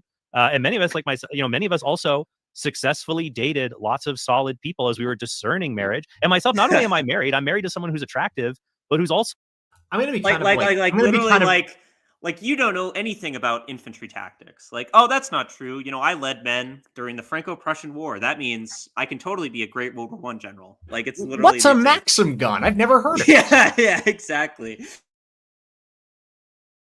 So who's also really funny and smart. My wife, Laura, you can go to her YouTube channel, Too Far with Laura Horn. Like a lot of these guys think of women as just, his women wife just has a YouTube channel. I can assure you, like he'll talk. Like I'm not trying to be like a jerk. It's not funny. It's really not that funny. It's nothing wrong with her. It's just average woman unfunniness. Well, but like, why? Some of these unfunniness. Okay, these people are talking about the great virtues of a traditional Christian marriage, and this guy his wife has a YouTube channel. This thing about does she teach things to this large public audience? It's a comedy show. Okay, all right. Well, that's much better. Christians historically had a great view of theater and comedy in front of public audiences. Especially when women were doing it. Yeah. That was high status. You know, if there's something that the Catholic and Protestants could unite on, it's women in theater. They just love that. So like that's I don't know if this is the greatest point that he thinks he's making about traditional marriage. I will say that like Trent obviously has way more game than the other guys on the panel, and if you watch the whole stream, that's very obvious. But yeah, I'll continue. Value. That's like Myron in that one clip. Like that's all they're good for. It's just sexual value. And frankly, some Christian men look at it as, well, not just that, like keeping a home and tending children. But I could say, no, my wife is legitimately funny. Not like girl funny where you pander, but like the jokes that Laura would tell on her YouTube channel, people would enjoy it just as much if a man were doing it. They would actually really popular and creative stuff. Sorry. That I do think it's just so weird. They have this idea that like, oh no, there are no smart, funny women that I could be friends with and romantically involved with. Friends. Oh, he said the word. Like ding, ding, ding, ding. Yeah, like ringing the ship's bell to emphasize that a correct statement has been said unintentionally. Like your woman, you know, your wife is your friend. She is not your ward. She's not, you know, something you need to take care of and protect. No. She's like your friend that like you hang out with. And this is, I mean, that's not even 20th century thinking. That's like the thinking of the last like 30 years just infecting these people's minds. And this is how you get Steven Crowder. This is how you get Steven Crowder like yelling at his wife on the porch because she won't like give the dog its medicine. When you start like when you have this view that the man and wife are at fundamentally friends, not that like filial love is a fruit of a good marriage, but that it's a fundamental part of it. You get these very weird, dysfunctional relationships. You're one step away from. It's not that far to say, you know, if the root of a marriage between a man and a woman is their friendship, it's really not that far of a step to say, well, maybe a man and another man can have that. I mean, if you look at the way that Elka went, that's the logic they used. That's the logic that the United Methodist Church used last year. That's the logic that the Episcopal Church used 10 years ago. And to be honest, that's the logic the Catholic Church is using right now. We read Fiducia Supplicans on the stream. I mean, it's just once you strip away the fundamental biological component of a marriage, and you like to these men, a valid Christian marriage would be a man and a woman, you know, double income, you know, dinks, double income, no kids, being friends and like doing things together without, basically completing the duties of what is implied within a Christian marriage itself.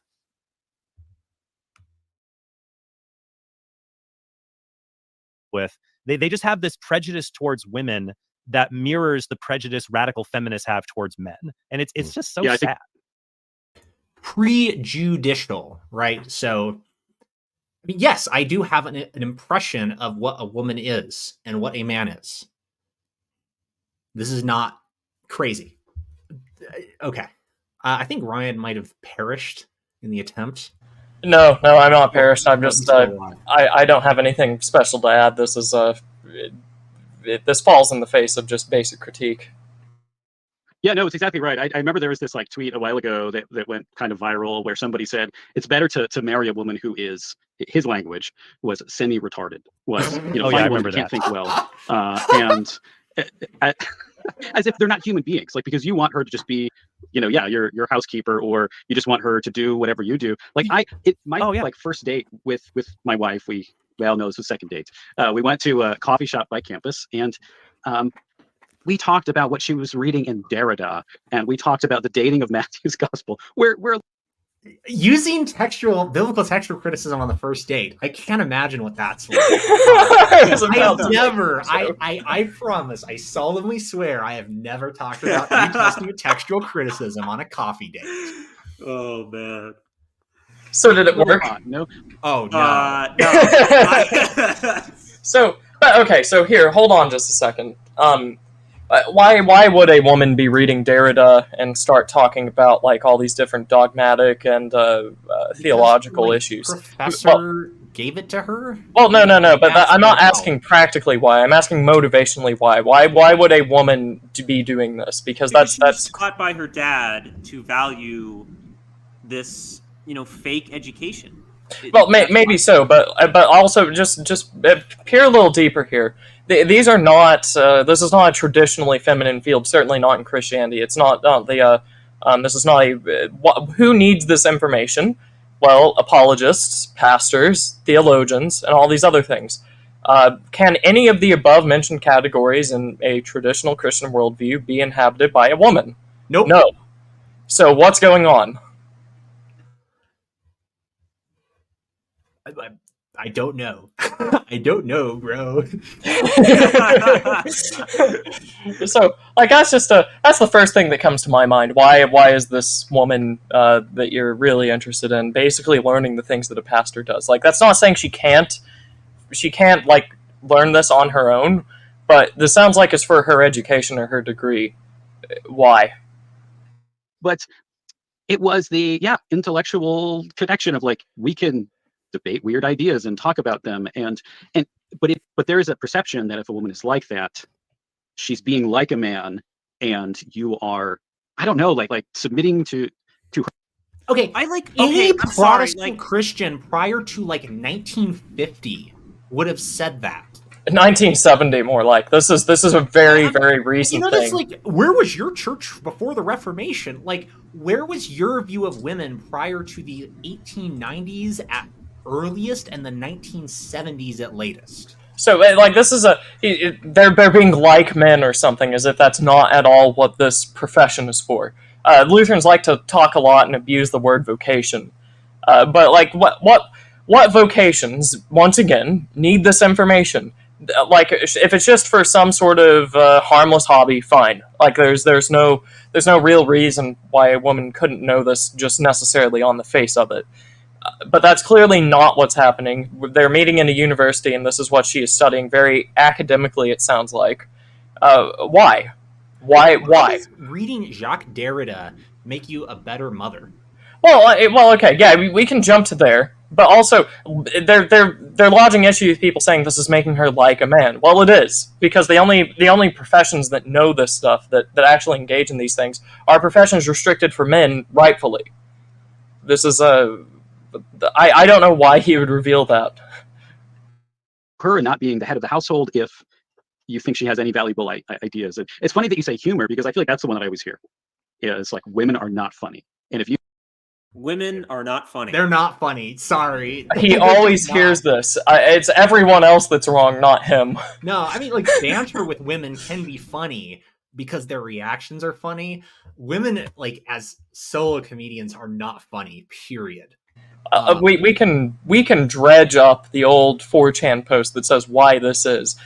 So one of the main uses of comedy is to say something that is true whenever you're not allowed to. Yeah. Like that's one of the funniest things that you can engage in. It's why edginess loses its edge over time, is because that truth suddenly becomes accepted. You've joked it into being a real thing, and you have to move on to the next thing. It's edgelords. 9/11. This is why edgelords lose their touch if they don't keep moving on, and it's why they become somewhat annoying if that's all they do. But this is nonetheless one of the uses of comedy. Well, how do either of the sexes determine what's true? What can be said? Well, men are typically much more risk-taking. They are usually much more likely to value things on, is this true? Not, as women do, is this socially acceptable?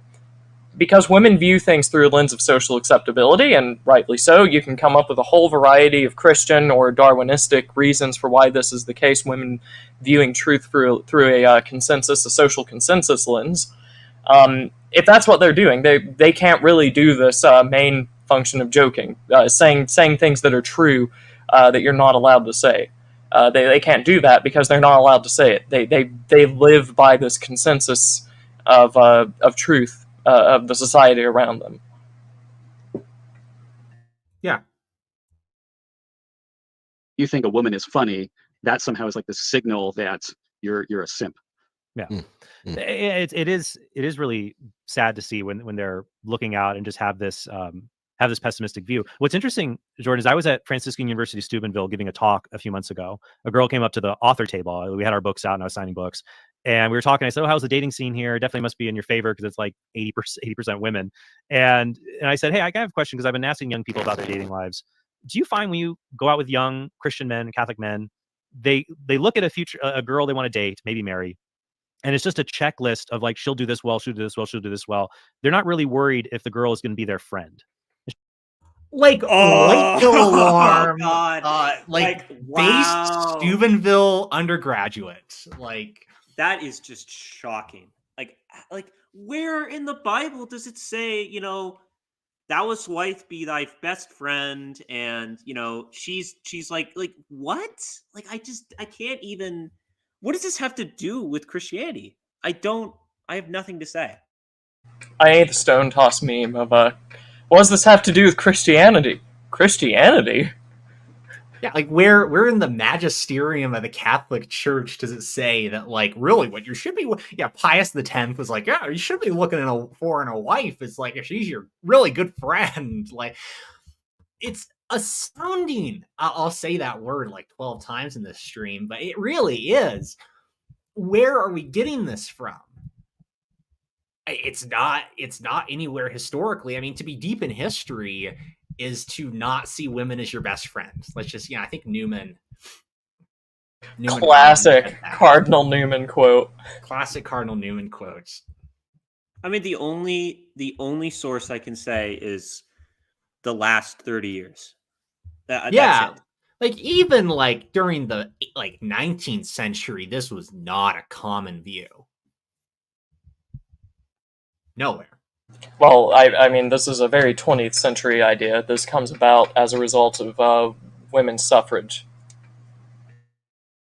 And she said, yeah, it is like that. And I think that, you're right. It comes from a weird idea where our world has a broken view that thinks that men and women are indistinguishable. Men and women should just be complete equals. There's no distinguishing between them, only in name in the home. Whereas the traditional Christian view is that the man is the spiritual leader of the home. But then that goes way too far in the other direction, where in order for the man to be a spiritual leader, the wife is almost like a proxy child. Like, yes, yes, it's almost like that's true. Like literally, like my favorite Irish saying, like, treat your wife like your oldest daughter. Like, that is ancient wisdom, which applies. I mean, I'm speechless. This is a gemstone. I'm very glad we did this episode. I mean, this certainly has no historical precedent, I'm sure, for these traditionalists that really care about history and our historical societies. Even from a secular perspective, our historical institutions, I'm sure they would never have treated women like this Let's be ever, honest. or for no reason if they did. Just purely, all religious attachments aside, I mean, being honest, are the social, like not social, the psychological needs of a woman more similar to those of a man or more similar to those of a child? Let's be honest. Obviously a child. Yeah. No, it's Like, just, are you going to act emotionally supportive in the same way, in a more similar way to a child or to another man as you would a woman? I mean, 5,000 years of precedent in written language that we know. Um, women were property. I mean, women were literally the property of whatever man they sexually bonded with. I mean, this is what has changed. It's just such cowardice. It's just complete. And this is a take I've had for a while. It's just I think it's just obviously illegal to be Christian in the modern world. It's impossible because our entire society is designed to just be against every fundamental structure within Christianity. The man is the spiritual leader of the home. But then that goes way too far in the other direction, where in order for the man to be a spiritual leader, the wife is almost like a proxy child. Like she's just like the oldest of the children. And she's like the oldest of the children who cares for all of the other children, but she's just another child in the household for the husband to manage. So that's why I honestly think they do think that about women. Yes, correct. They do. Like every other man did. I can't even think of a starting point. That this is such an ancient view. I mean, from the young earth creationists, from like Adam, and like, from some Darwinist perspective, like probably since Grug, like gained consciousness 200,000 years ago. I mean, I just like, I don't know. Is why you wouldn't be friends with your wife, because you wouldn't be friends with your child. And that's just correct. Yes, because it's disordered. It is a improper understanding of filial love. Correct. Yeah, we're presuming. Yeah, you can jump into the different Greek types of love here, and you can very clearly see that this one is perhaps not the main focus of a marriage. But like this is they're just presupposing that friendship is the primary goal of marriage, which is once again why it was very good that we read out what are the three purposes of a marriage at the start of the stream. Friendship is none of them. Yeah, it's mutual aid in society, which is taking care of you when you're old. I'm sorry, I'm not a child. I do not need a surrogate mommy to feed me and wash me. Okay? When I am very old, yes, I would like a younger wife so that when I am unable to take care of myself, I will have someone to support me. But that's the third most important on the list. And it's not about friendship, really. That word really doesn't appear. It doesn't appear at all, actually. And like you can enjoy something with your wife, but it's like when you enjoy a movie with your son or like your daughter. Like it's like this is something you're doing for fun entertainment, but there's always that dominance and superiority underlying everything. And it's not like it's not like movie night with the boys. It just isn't fundamentally.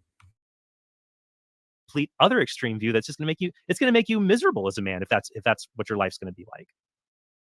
I did not know that everyone for hundreds 5,000 of millions years of men very that have lived through thousands of years of human history were miserable. I was not aware that Catholic countries until I guess like the post-war period were full of miserable men, like Ireland and France, Spain, Italy, Czech Republic, or Czechoslovakia. This could not be more liberal. It's literally, for the last 5,000 years, we've all been miserable and sad until we had a revolution and changed all social hierarchy and structure, and now we're all super duper happy. That is literally what he just said. Yeah, big if true is the best response.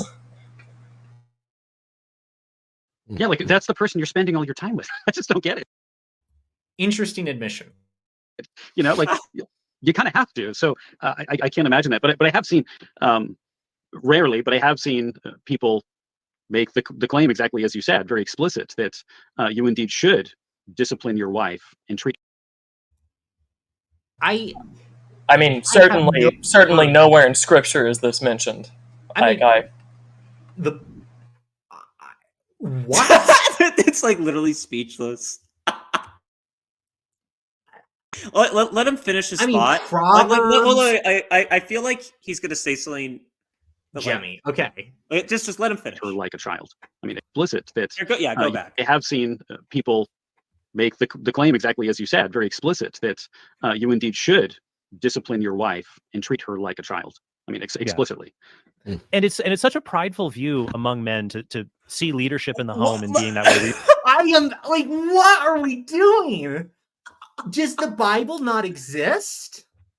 It is prideful to discipline your wife. Like, what? I mean, I just hold on. Name me one Have they- theologian throughout the entire history of Christianity, West or East, prior to the year 1850, that would have agreed with that statement.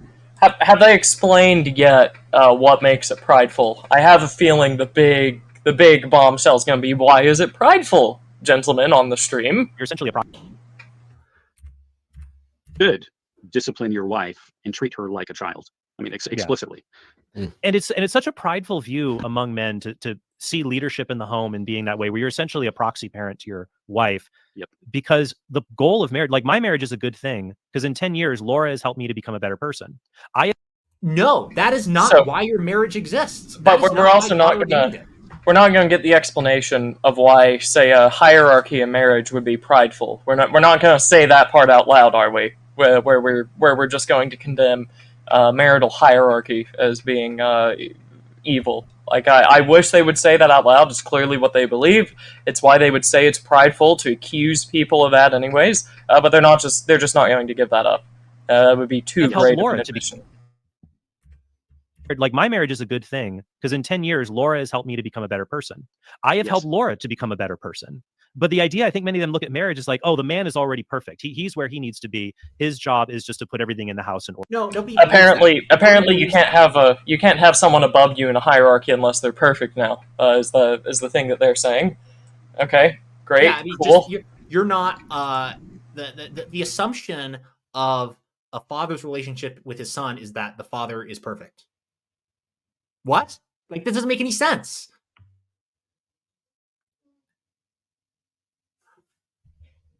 Order. And it's like, no, that's ridiculous. No matter how good you are at 25, you're going to look back from 50 and be like, I was such an idiot, because that's just how life is. But how are you going to grow in wisdom? You grow in wisdom through the influence of others. Some of those are going to be people wiser and older than you.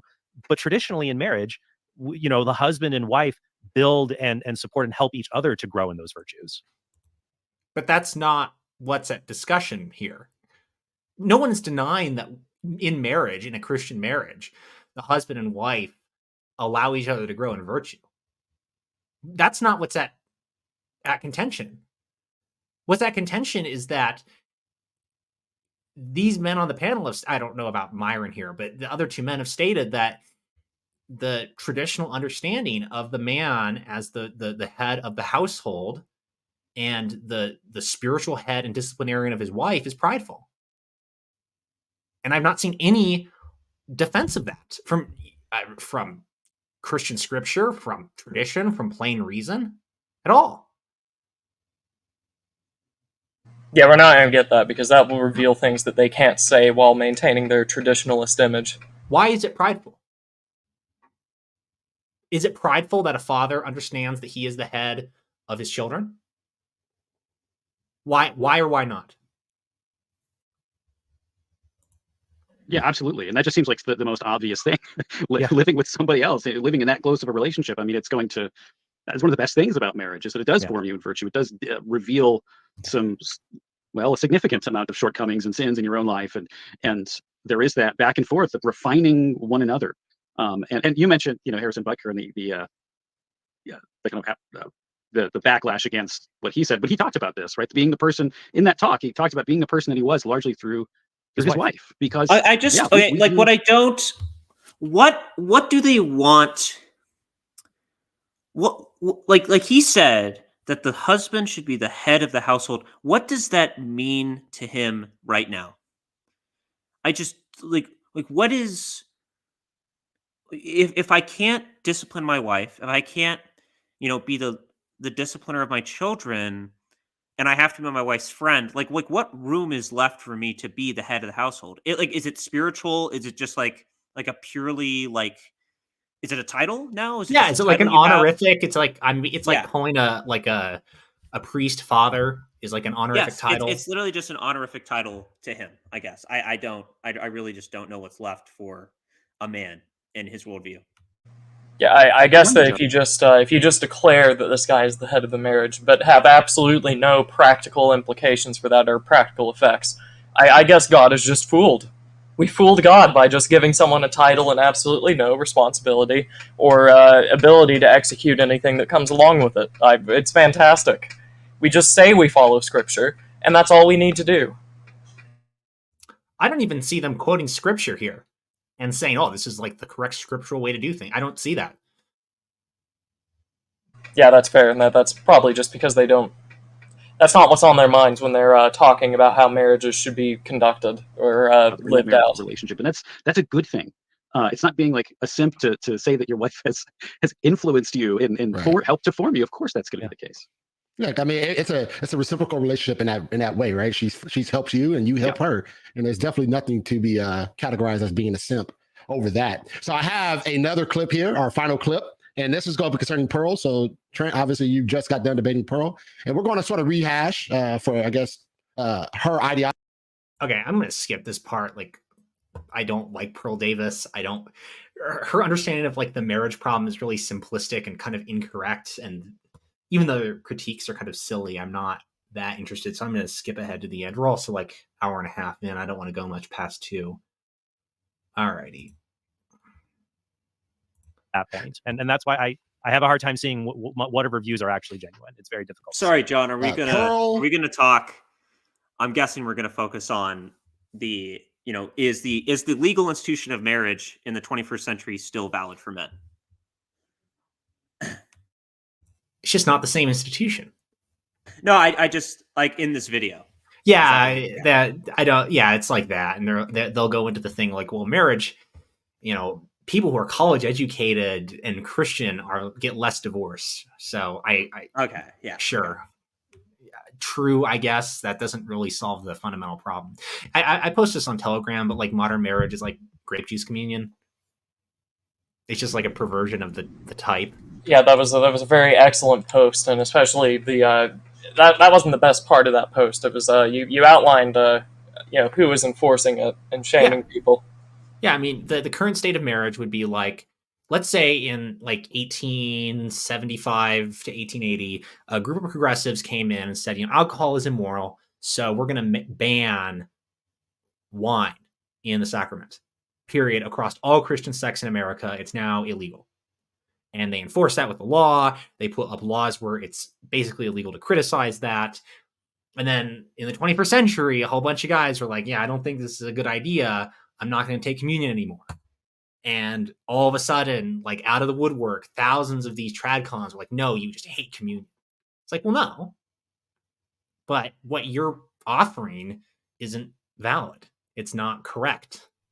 What you're offering as marriage and is saying is marriage is a counterfeit. It's not the real thing. And it's certainly not according to what God has revealed as his plan for marriage in any way, shape, or form. It doesn't even plausibly resemble it. Fresh and Fit, Rollo Tomasi, all these guys and gals giving a perspective of different. Obviously, they're not probably, you won't conglomerate them all together as they they all associate with each other in that capacity. They agree with everything across the plane. But nonetheless, I do feel that by going through these different perspectives of Red Pill, we sort of get a broad breadth of what the Red Pill encapsulates.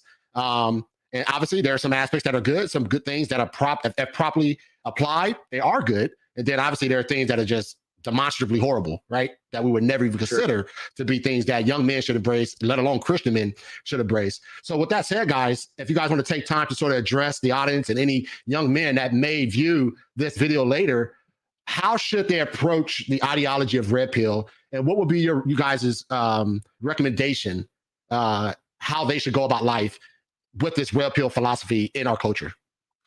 Just get off the internet and go touch grass and play basketball. Wow. Yeah, Okay. Are they going to That's tell the that? experience. Are they going to enforce that on, say, women or something? Is this just men that have to get off the internet?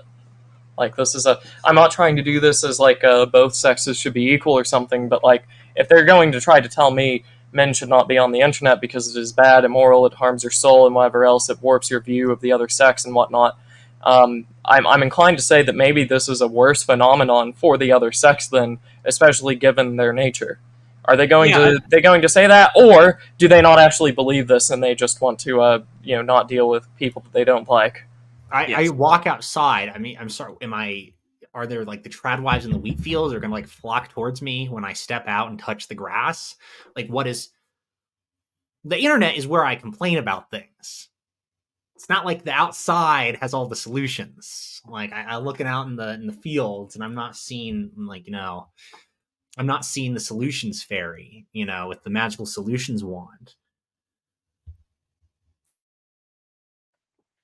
I think that's the best way if you want to be healthy. If you're a young man and you want to be healthy, take the web app off your phone. Don't, just set a timer on your computer. Really just do minimal amount, like get a typewriter if you have to. But just don't be on Twitter, don't be on social media, don't watch YouTube videos. Just make 2 or 3 decent male friends or mentors in your community. Build out from there. If you want to discern marriage, your male friends and male mentors, you get to learn and know people through friends of friends.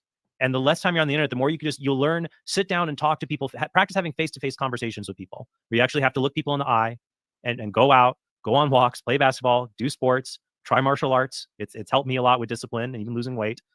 And just live life off the internet, because that's actually what real life is. What the internet portrays you is a distorted version of the world that'll make you very cynical and sad. Trent, I think that's really, no, I think that's good. Yeah, I'm sorry if I'm like tearing up here. I have this autoimmune issue that causes my eyes to get all itchy and burning. So I'm not hurt by something that Trent said over here. You're like, I want to touch grass too. I want to go outside. Yeah, exactly. So sorry, they're acting up at the moment. So, but yeah, I think ultimately that's probably the best real advice is like, I see this with a lot of guys who get into, whether it's like the red pill stuff when you're talking about, women, or other kind of extreme ideologies that exist pretty much only on the internet. A lot of the people that get the most sucked in they just live on the internet. Like they don't actually spend time with actual people. And I look through people that I know. Hold on, pause this. So once again, going back to the origins of this entire philosophy, is this true? They're just people that live on the internet. That's how this whole thing was birthed. It has nothing to do with real world experience or tragedies or whatnot else that begot this this line of thinking. Really, is that what they're going with? They're just going to end this by further illustrating they have not read a single thing from any of these people. They just watched the rage bait from TikTok or YouTube or whatever. That's how they're ending this. I mean, literally every red pill content I've ever consumed has a portion where it's like, okay, remember, like reading this stuff does not, inherently help you in any way. You have to actually put it into action. And the site, I can't remember what they're called, but like the reports that you're supposed to do about what happened in the physical world when you attempted to use these things, what can you learn, et cetera, et cetera. Like that is a fundamental aspect of this entire worldview. Well, but here's the thing I was getting at was like this stuff predates like mass internet use. True. This is all just guys that had usually had something go very right or very wrong in a marriage, and they're putting stuff on a blog, basically just yelling out into the void and saying, here's what I think went wrong, here's what I think is going to go better, or here's what went right and here's why I think it went right. This is not the signs of like a overly internet addicted group of people. These are the signs of guys that are really scientific. If there's any criticism you can lodge at these guys, it's trying to systematize human behavior and action and whatever else, which may or may not be correct. That is a dispute that could be lodged against these people. Not they were overly online, because really the internet to these, especially the earliest generation of these guys, appears to function as a notebook. Here's what happened. Very, very scientific, almost sterile in how they're discussing things.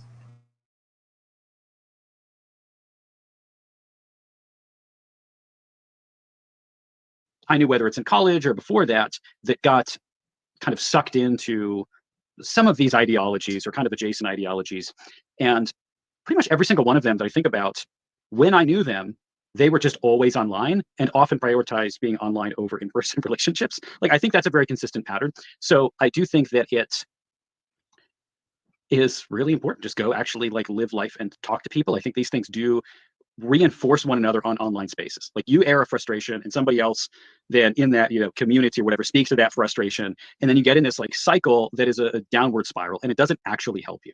So this is something I've talked about it's like I'm the only person to talk about this, but one of the major problems with the internet is that we have really lost a sense of community, like in an actual historic sense of what we mean by community. And so, like, traditionally, right, a community is a place, whatever kind of community it is, it's a group of people that actually gathers in person and knows each other face to face, and they are challenged by one another. Like, and that's even a community where you get together with a common interest, because even though you may have a common interest, there still are probably other things that you really disagree about, or people that you don't get along with. And if you're all part of the same community, you can't just, I guess, unless you're kind of in charge of it, you can't just like throw them out if you don't like them, right? Okay, so hold on. Created these kind of this is something that Cooper in particular has been harping on for a long time, is this idea of community. We need these communities because that ties people and responsibility and benefit to things that they can't just choose. You know, it's non-consensual, which is this is an actually very conservative idea. The non-conservative part of this, the non-traditional part, the thing he is never going to address because he values his respectability above all else, is the fact that we cannot, at this point in time, have real communities as he's describing. We cannot have these traditional communities. And why is that? Because we can't have freedom of association. Our communities cannot form in the way that they have at any other point in history. You have to accept anyone that just comes knocking on your doors. This is not a community then. This is just a conglomeration of people that can change and morph depending on the time of day. So he's not going to address that, and he's basing his entire philosophy around this. It sounds conservative, but he's never going to address any of this, any of these flaws. It might get a bit too spicy for him. Yeah. And if you're all part of the same community, you can't just, I guess, unless you're kind of in charge of it, you can't just like throw them out if you don't like them, right? But on the internet, what we've done is created these kind of self-perpetuating, isolated things that we call communities. And what they are really is places where people feel the way we feel, are frustrated by the things we're frustrated by, or they have some common interest that we have.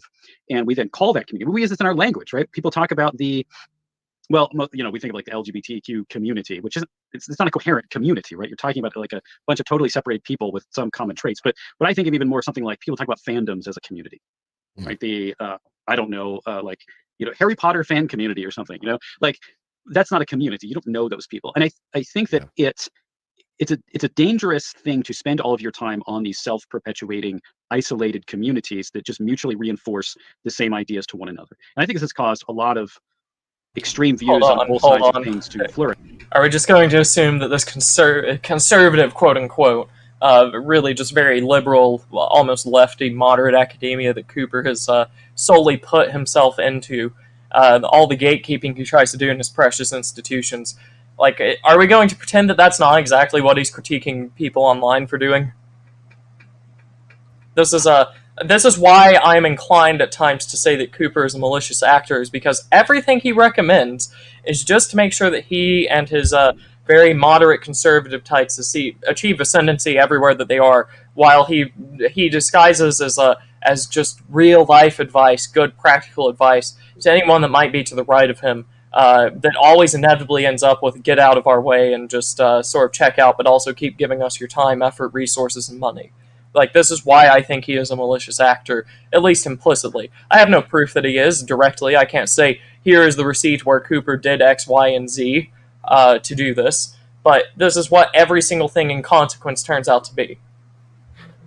I mean, yeah, we're also like 4 minutes from the end. Well, less than that. I'm not seeing any response. I'm not seeing any here's the other way that we should be going. Right. We've seen the bad way. Here's the right way. I'm seeing the real problem is that you're on the internet and you complain about the problem. The problem is that you complain about it. Yes, what you need to do is you need to enter modernity that's caused all of these horrible problems, and you just need to like completely throw any alternative out the window and just, go to college, marry the 5 out of 10 girl, have one kid, and have her be your friend and make the same money as her and do all these things that will just lead to a divorce and lead to a ruined life. I mean, it's just absurd. And yet, yeah, like if a chud is like reading red pill content for 12 hours a day and not actually going outside, fine, but that's a straw man. I mean, it's just a straw man of what this is.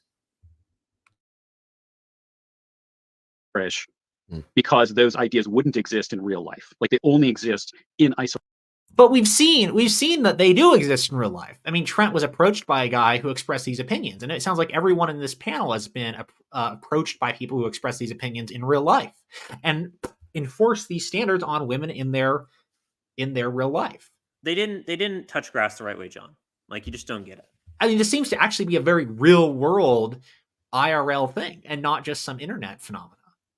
If it was just an internet phenomenon, they would be brushing it aside, trying to pretend to be unbothered by it, just saying, "Oh, that's online. It's not the real world." That they wouldn't be here if they didn't think this was a real thing. The fact that you've got people just showing up in real life, in person, telling you these opinions on a regular basis now, it seems, does not suggest this is a result of being too online and not having. I mean, if anything, it seems like this is a very real world phenomena, a very real a thing that people who are social and normal believe. No, it's still very fringe. Like a third of men just not succeeding in the sexual marketplace, if not half. I mean, the data is kind of vague, but like massive amounts of men just failing. That's just because they were on the internet too much. It's not. There's no societal problem here. Isolation with other people who feel the same way. So yeah, I think getting out and like actually talking to people and meet people and get involved in your church, or obviously I think we think that was the most important, but there are other community things, whatever they are, and like get to know actual human beings, because like this is my thoughts after watching the like whatever. And Trent, were you on the whatever podcast at some point? Didn't you go on there? I've been on twice, yeah. You've been on twice. Okay. And I should watch those, but I saw the one that Michael Knowles was on, and I listening to like the way the women responded to him versus the way that the women respond to like the usual guys on there. My thought is just, he is the first person that I've seen, and not that I watch this thing all the time, okay, but from what I have seen, I'm like, he's the first person I've seen on here that just kind of sounds like he's actually had a conversation with a human woman.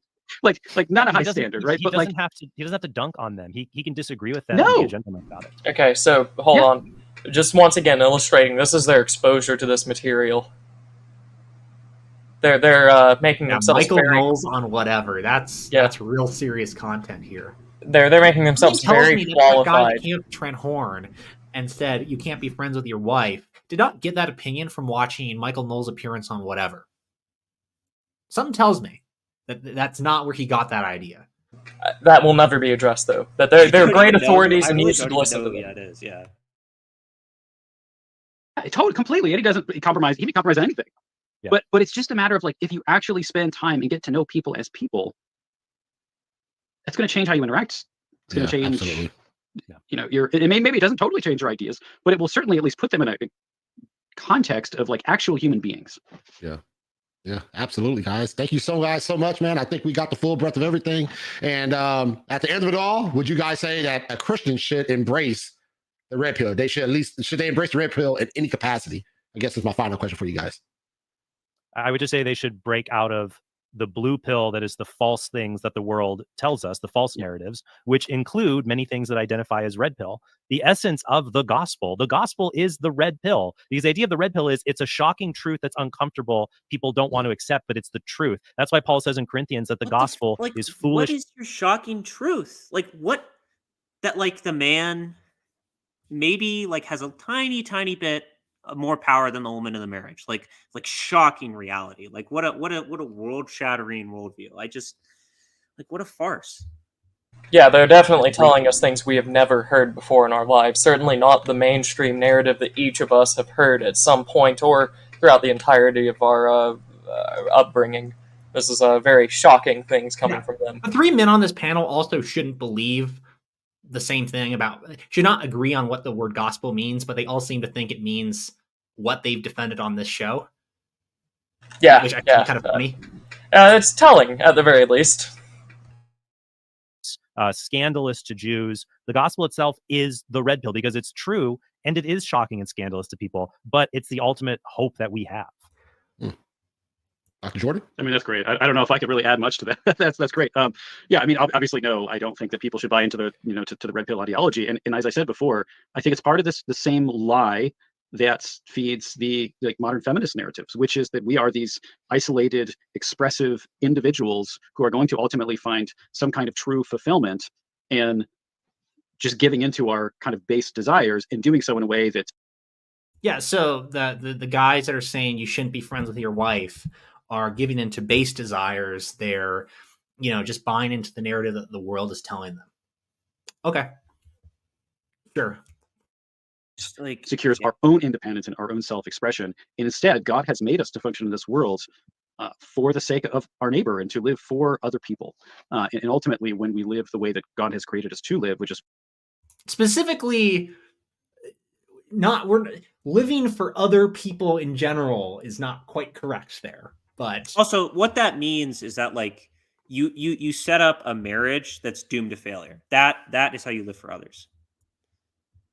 For the neighbor, mirroring Christ's self-giving on the cross for us, then we are going to find not a life full of perfect pleasure and maybe kind of a boring life, but a good life, and that's what matters. All right, guys. Thank you guys so much for joining me on this episode of Gospel Truth and being able to interact with this crazy idea. Okay. Wow. That was a gem. All have been edified. I think very thoroughly edified by that content. It's just like a giant. It's just a complete. It's literally just Christianity is unpopular, like in its actual form. Like what Christianity really is. This very very very traditional social structure is just unpopular and basically illegal. So, what these guys' job is to kind of warp it to such a massive extent that it could be like socially acceptable again. Well, I mean that's what they explicitly say that half the time, where they will condemn their heritage many times over, as Cooper does certainly with Martin Luther. And when asked why would you condemn 90% of this guy's works, it's because he was racist, he was anti-Semitic, or whatever else, and we just can't accept that. It's not scriptural. Well, they will never give you the scriptural citation about that, or the scriptural definition of anti-Semitism, or racism, or anything else. These things that definitely existed in concept at the time that Scripture was being written by divine inspiration. They will never give that because it doesn't exist. Their entire job is to de-radicalize people. I think that's explicitly what they were doing in this stream. I think they would have said that. I mean, the one time Scripture is referenced is to conflate, I guess, being anti-red pill to believing in the gospel of Jesus Christ, and that's the one use. I'm not really seeing a particularly scriptural critique being level here. It's pure because if you were to look at any biblical view of marriage, you're not going to get what these men are promoting at all. And in fact, if anything, this whole viewing experience is very white pilling, because it sounds like these guys are encountering a lot of young men who have a much healthier, more traditional Christian view of marriage than any of them. Yes, and then their job is to, fundamentally like destroy that and basically bring you back, to the cattle field. Get back in line, but get back in line and accept this entire, just self-destructive system, but do it with a cross around your neck, and like a Bible in your hand, and everything will be fine.